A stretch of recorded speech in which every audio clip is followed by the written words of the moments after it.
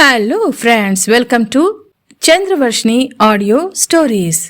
నిన్నే ప్రేమిస్తా ఒక సీఈఓ ప్రేమ కథ పార్ట్ 73.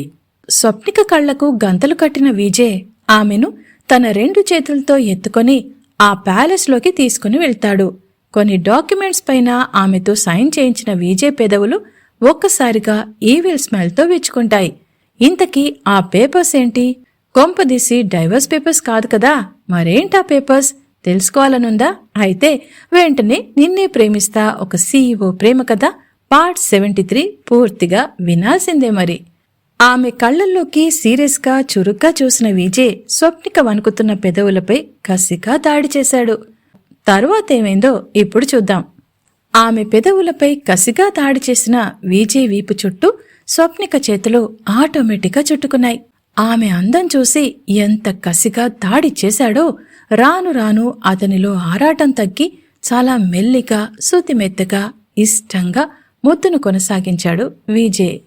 ఫస్ట్ అతను అలా తన పెదవులపై కసిగా దాడి చేయగానే ఉక్కిరి బిక్కిరైన స్వప్నిక ఇప్పుడా ముద్దులో తనపై ఉన్న ఇష్టం, ప్రేమ, కోరిక అన్నీ 1 by 1 తనకి తెలుస్తుంటే విజయ్ని మరింత గాఢంగా హగ్ చేసుకుంది స్వప్నిక. తనకి స్వప్నికకు మధ్య ఉన్న దూరం తరుగుతున్న ఆనందంతో ఆమె తన సొంతం, మనసా వాచా తనే ఆమెకు సర్వస్వం అన్న ఆలోచన అతన్ని నిలువనీయడం లేదు. స్వప్నిక తనని లవ్ చేస్తుందా లేదా అన్న ఆలోచనలు నిన్నటి వరకు అతన్ని పిచ్చివాణ్ణి చేశాయి. ఆమెతో పూర్తిగా మూవ్ ఆన్ అవడానికి తను ఎన్నిసార్లు మనసువిప్పి మాట్లాడినా స్వప్నిక మాత్రం ఇవాల్టి వరకు ఓపెన్ కాలేదు. ఆమెను ఎంత ఈజీగా ఒప్పించి పెళ్లి చేసుకున్నాడో అంత ఈజీగా స్వప్నిక నుండి తనని లవ్ చేస్తున్నాను అన్న మాట రాదని ఫిక్స్ అయిన విజయ్ తన ప్రేమని చేతులతో చూపించడం స్టార్ట్ చేశాడు. 100 కోట్ల బిజినెస్ డీల్ ని ఒక చిన్న సైన్ తో ఓకే చేసే ది గ్రేట్ విరాజ్ రవిచంద్ర తన మనసుకు నచ్చిన అమ్మాయిని సొంతం చేసుకున్నా ఆమె అతన్ని లవ్ చేయడం లేదు, అది ఏదో ఒక అడ్జస్ట్మెంట్, ఒక కాంట్రాక్ట్ మాత్రమే అని గుర్తొచ్చినప్పుడల్లా గుండెల్లో ఏదో సన్నని మంట రేగేది. అరే ఏంటి తను ఒక అమ్మాయితో లవ్ చేయించుకోలేకపోతున్నానే అని విజయ్ ఎన్నోసార్లు తనని తాను బండ బూతులు తిట్టుకున్న రోజులున్నాయి. నిజమే కదా, ఎంత డబ్బున్నా పోయే ప్రాణాన్ని పొందే ప్రేమని కొనడం కష్టం.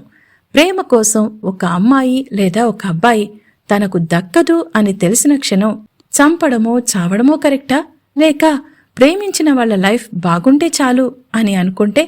ఇలా రకరకాలుగా ఆలోచిస్తున్న విజయ్ ఊపిరి భారమవుతున్న స్వప్నిక పెదవులను వదిలిపెట్టి చూశాడు. ఆమె అదే మైమరుపులో తల పైకెత్తి కళ్ళు మూసుకునుంది.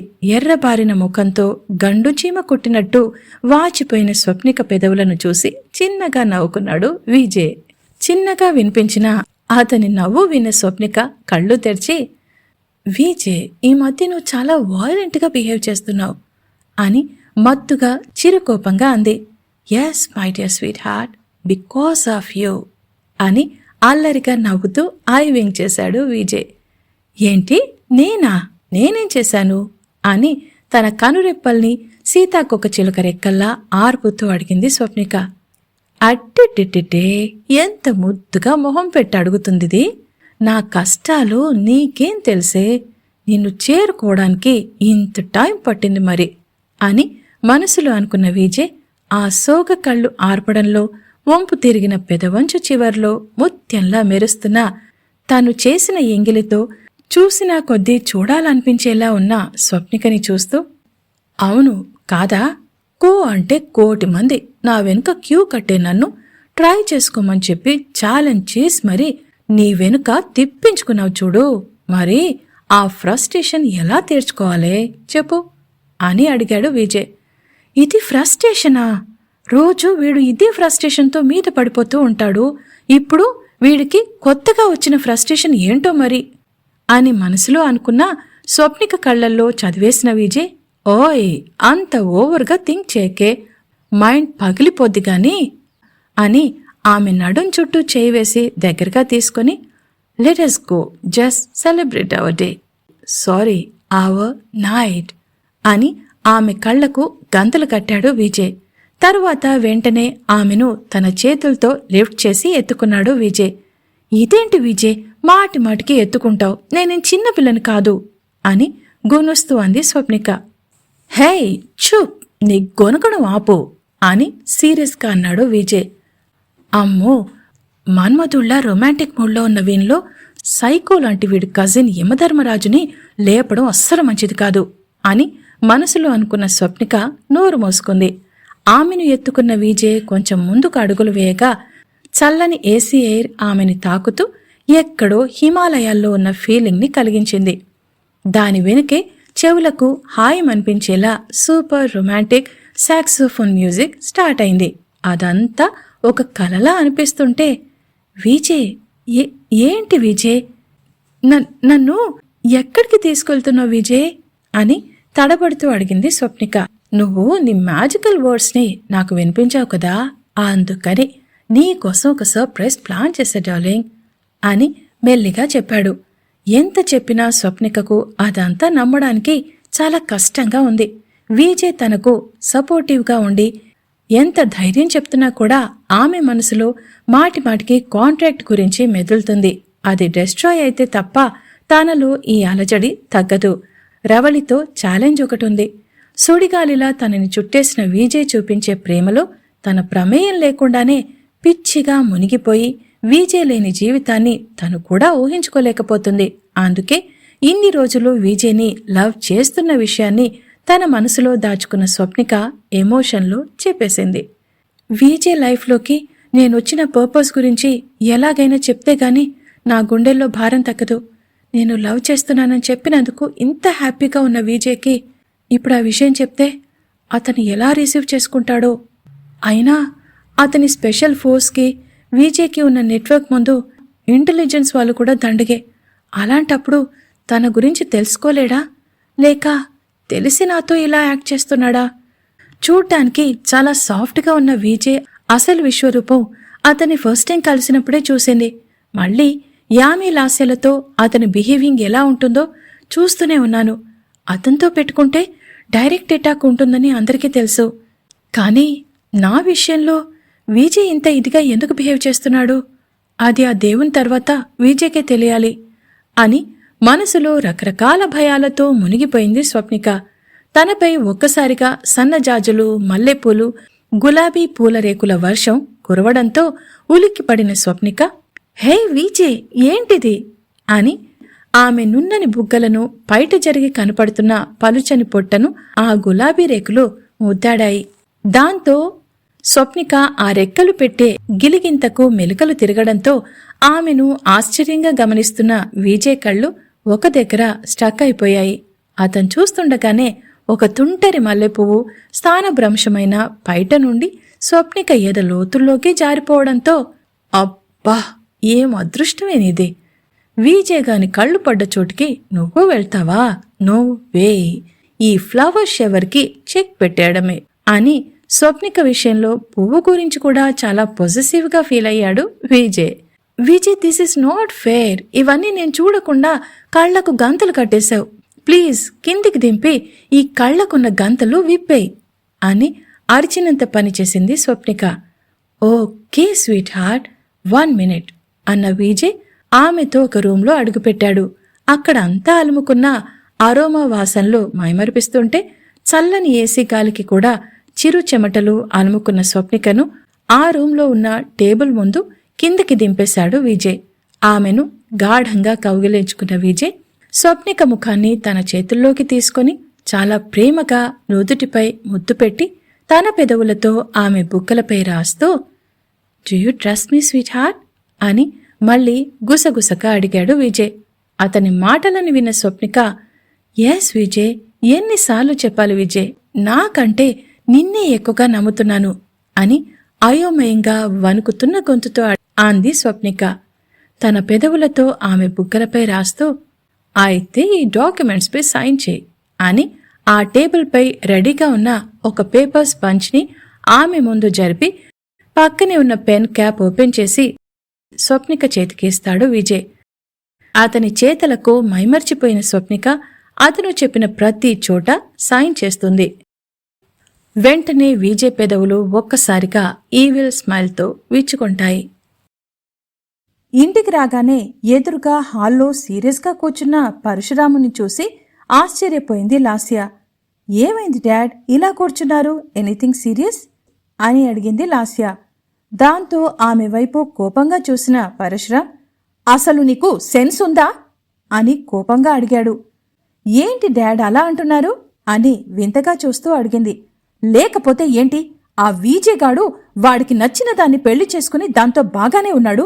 కాని వాడు ఎక్కడో న్యూయార్క్లో ఎఫ్ఐఆర్ పెట్టుకున్న దాన్ని తీసుకొచ్చి మన కొంపలో పెట్టావు.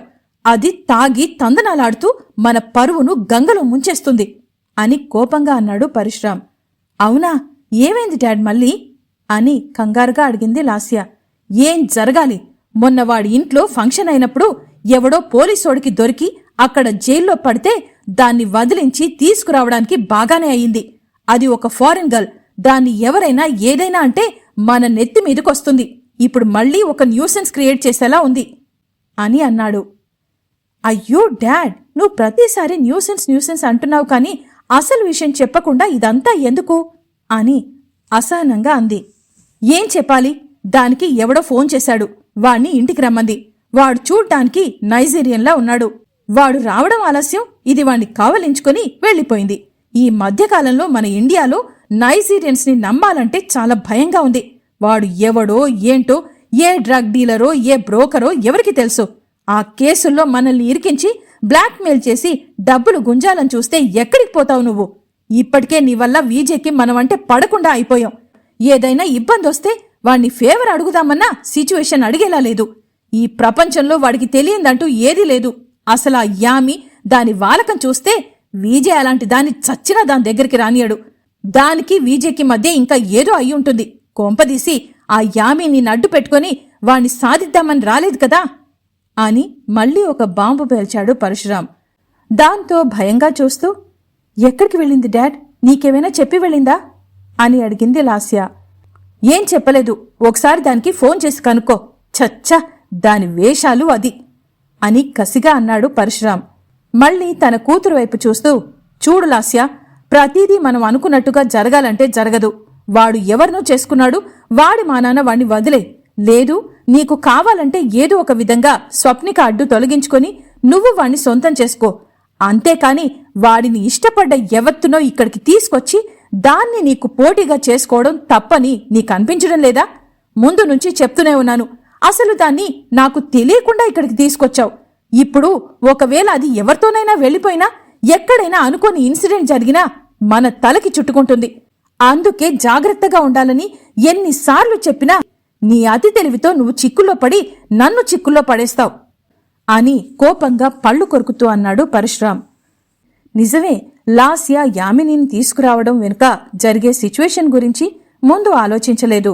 అనుకోకుండా న్యూయార్క్లో ఉన్నప్పుడు వీజే లైఫ్లో స్వప్నిక ఉందా అని కనుక్కోవాలని సర్చ్ చేయడంతో అతనితో ముడిపడి ఉన్న ఒకే ఒక్క లేడీ నేమ్ ఈ యామి.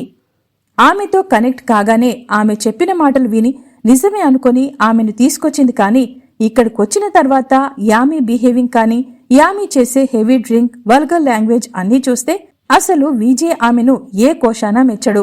ఎందుకంటే చిన్నప్పటి నుంచి వీజేతో కలిసి ఉన్నా తనకు బాగా తెలుసు. దీని వెనుక ఇంకా ఏదో మోసం ఉండే ఉంటుందా? లేకపోతే తను పిలవగానే యామి రావడమేంటి, తన ఇంట్లో ఉండటమేంటి, మళ్ళీ ఇప్పుడు ఎవరో ఫోన్ చేస్తే వెళ్లడమేంటి అని భయంగా ఆలోచించింది. కూతురు ఫేస్లో చేంజ్ అవుతున్న ఫీలింగ్స్ చూసిన పరశురాం లాస్య ఎక్కడ భయపడుతుందో అని, సర్లే నువ్వెళ్ళి రెస్ట్ తీసుకో, నేను చూసుకుంటాను, దీని గురించి నువ్వేం భయపడకు. కాని నువ్వు ఏదైనా పని చెయ్యాలనుకుంటే నాకు చెప్పి చెయ్యి, అంతేగాని నీకై నువ్వు నిర్ణయాలేవి తీసుకోకు. ఇప్పటికే నీ వల్ల ఎన్నో చిక్కులో పడిపోయాను అని తల పట్టుకున్నాడు పరశురాం. సారీ డాడీ, ఇంకోసారి నీకు చెప్పకుండా ఏది చేయను అని అక్కడ్నుంచి తన రూంలోకి వెళ్ళిపోయింది లాస్య.